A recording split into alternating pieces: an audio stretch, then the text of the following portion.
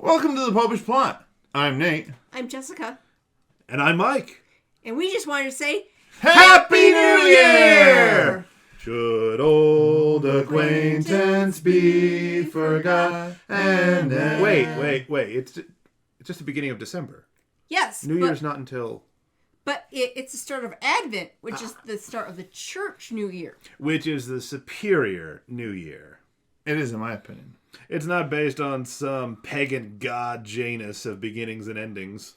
Well, actually, Dang it. our secular New Year, we also did it as the church. The church. We're pretty much responsible for everything. And I know how the church feels. although the fact that the New Year starts in January was like outcomes due to that, our whole, modern year of next year going to be 2020, it's because of Pope Gregory the 13th. Ooh. So, what did this Pope Gregory do exactly? This is not the one known as Gregory the Great. That's Gregory the First, right? Yeah. I think so. Yeah. He was pretty good. I mean, we should be using his calendar, but... Gregory the Pretty Good. Anyway, as you probably expect, the Julian calendar was made by Julius Caesar. Indeed. Or at Yeah, least that makes sense. He caused it to, be popularized. And not, as most of us would have thought, by Julian Bashir. Who knew? No one thought that. That nobody thought that, Mike. Well, nobody but you, Mike. Anyway. Anybody who's seen Deep Space Nine knows that guy is not the guy who's reinventing the calendar. He's a genetic Superman. He might. All right. Anyway. We're off topic. Yeah. So the Julian We were on calendar came into use about 45 BC. And if I recall my history, it was, at its time, an improvement over what they'd been using before. Yes. Yeah, it was very good in that it was only about a day off for every 133 years. Which is way better than some calendars that are still being used. For example, and again, this is not a condemnation, but the Islamic calendar is still based on, I believe it's lunar. Yes, it's a lunar calendar, much like the Jewish calendar. And so the time of year of Ramadan can vary wildly. And Ramadan around the summer solstice. Oh, that's killer. Oh. Yeah. Where's No eating from sundown to sundown. I mean, that's But that's not the problem. sunrise to sundown. Yeah, you can totally eat from sundown to sunrise. Yeah. The problem is it's no drinking either. It's a dry fast, which in the desert in the summer is deadly. And we at the Popish plot are against anything dry. That's all right. Cheers. Well, yeah. But anyway, why the old calendar had the same problem like the lunar calendars have of your months change through the seasons. That's actually why we switch calendars. Because one day off for every 130 years, give or take, doesn't seem like a lot. In the lifetime of a human, I can totally live with that. However, it started in 45 BC. This was in the 500s. It was almost 2 weeks off. And the Pope was very concerned about having Easter near the start of springtime, like it was in the first Easter. The 1500s. Yeah, in the 1500s. He wanted to keep it close to springtime. Yeah. Yeah. So, Pope Gregory XIII had a calendar made to correct this issues. And his calendar, being made way back then, is only 26 seconds off per year. Wow. Which has resulted in it currently being about a day off from, the current actual time, but that's much better than being like 12 days off. And we throw an extra day in every couple of years, and boom, we're back on track. We're observing the new liturgical year, but I know that in the new secular year, it will be a leap year, so there's an extra day. Yes. But I also remember the Great Jubilee of 2000, when even though it was that multiple of 4, because it was divisible by 100, it wasn't a leap year to help balance things out. So there's all sorts of corrective things built into this. So, who wouldn't like this calendar? Well, it turns out that because it was after the Protestant Reformation, a number of Protestant countries assumed that this was a giant Catholic plot. Yeah. Ooh, why would we want accurate clocks? So he issues a papal bull, which of course means nothing to our separated brothers and sisters. Yes, and he issued it in 1582, which resulted in much of the Catholic parts of Europe adopting it first. In obedience to The Bishop of Rome. Pope. The Pope. Yes, so the Papal States, of course, adopted it that year. Of course. King Philip II of Spain adopted it. And Throughout the whole empire, I presume. yes, he was pretty much in charge of Spain, Portugal, and much of Italy, so that was a large chunk. France, adopted it the next year. It has to be different. The Polish-Lithuanian Commonwealth, which was what that area was at that time, also adopted it the first year. And it was super big and important at its time. Yes. Along with parts of the Netherlands that were more Catholic. Mm-hmm. And then Today we call those Belgium. No. The area that is now Belgium adopted it starting January 1st the next year. Ah, very nice. So wait, there's a more Catholic part of the Netherlands? I need to do research. Yeah, as it includes Back in the day- Zealand, which I believe your family is partially from. Back in the day, man. By this point, the Netherlands is super godless. Oh, sure. And super high. Yeah. I'm pretty sure it's not now that it's legal a lot more places, but yeah. But we So- but we but we're digress. So I'm curious here. You talk about how this Julian calendar was so terribly inaccurate that they had to get a new one in order to fix all the inaccuracies.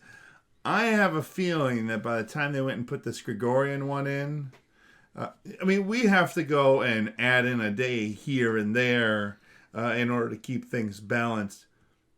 How many days did they lose or did they gain Well, for the people who adopted it doing this? at the first time in which the Pope suggested for the date, the calendar went from Thursday, October 4th of 1582 to at midnight, it was now Friday the 15th of October. It's 11 days. So if you've got yourself an October 8th birthday, no cake for you that year. Yes. Or, let's say, you are near the end of your life. Mm-hmm. And it is that particular night that you go on to your eternal reward. When precisely did you die? On Wait a October minute. 4th or October 15th? That sounds like a story I've heard. Yes, that actually came into effect because, as we mentioned, Spain was one of the countries that adopted it right away. Mm-hmm. St. Teresa of Avila happened to die during that night. So, it's possible that she died before midnight, in which case, in modern times, we'd be like, her feast day is October 4th. But that's Francis of Assisi. Yes, Francis the Wolf Whisperer. I know. Brother Plus, Wolf. they were following the liturgical thing of, the vigil starts at dark. Mm-hmm. So it was after dark. So The 15th. she died on the 15th. Which to this day is still her feast. Yes. Hey! Although records will show that she died probably on the 4th because it was possibly sometime before midnight, early evening when she died. But again, Francis is beloved and the 15th was available. It works out. Yes. It also, the changing over of the dates is the reason why January 1st is the New Year's. Because each country adopted it at different times. Mm-hmm. For example, Greece is the last European country to finally officially adopt it for secular things. Orthodox. Yes, which was in 1923 that they adopted it. Wow. Because first the Catholic nations adopted it. Yep. Then Protestant nations adopted it.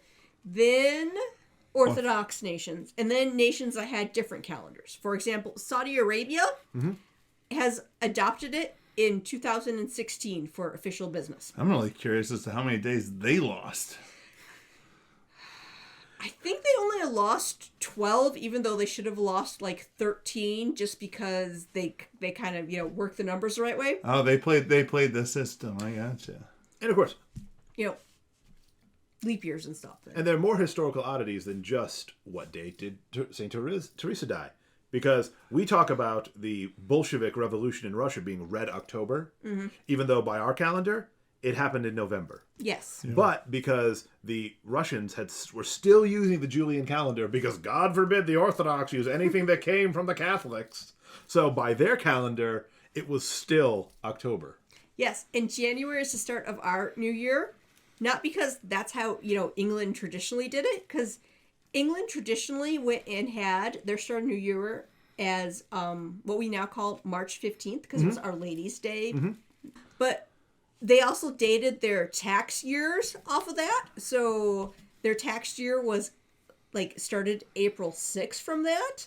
And when they switched calendars, they lost those days. So they had to go and change the start of the new year so they didn't lose tax revenue.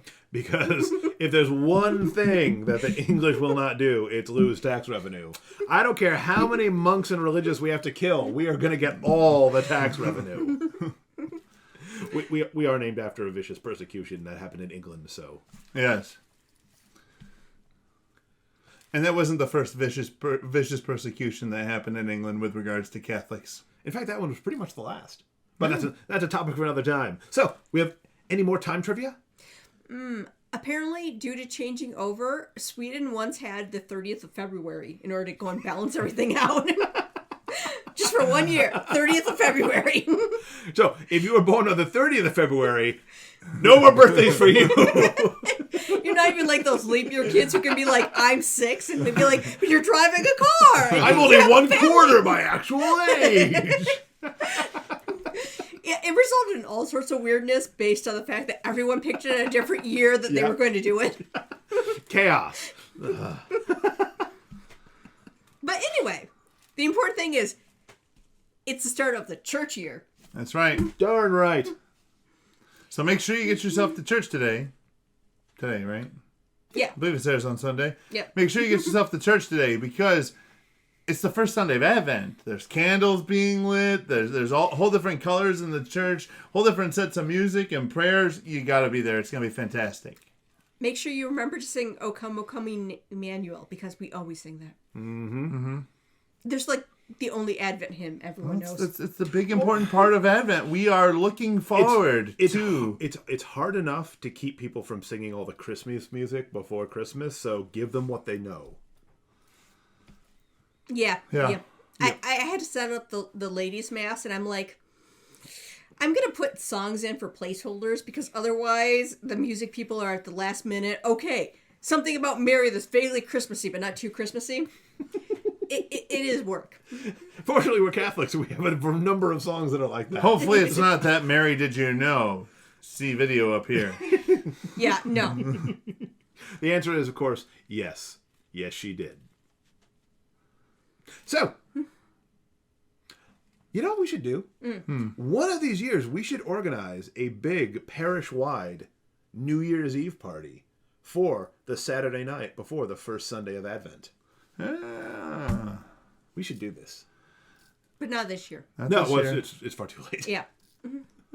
Anyways, remember to go down below, click that subscribe button, the bell right next to it so you get notified when new episodes come out.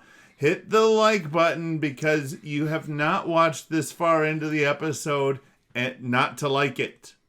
And if you don't like it, it's a new year, so you can turn over a new leaf and like it. Don't make me start suggesting that there's a sin involved there, because that's a lie. All right, I'm just gonna call that one out.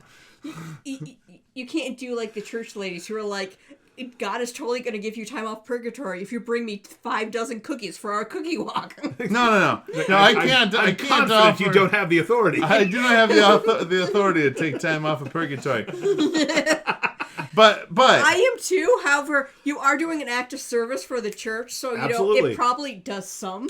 So, going this far into the episode and saying you didn't like it, I'm calling that a lie. So comment below on any other fun timey-wimey mysteries you know. Or call me out for being a heretic. I'll take it. No. You may be espousing heresy, but you haven't persisted in it publicly enough or long enough to be a heretic. Fair enough. True.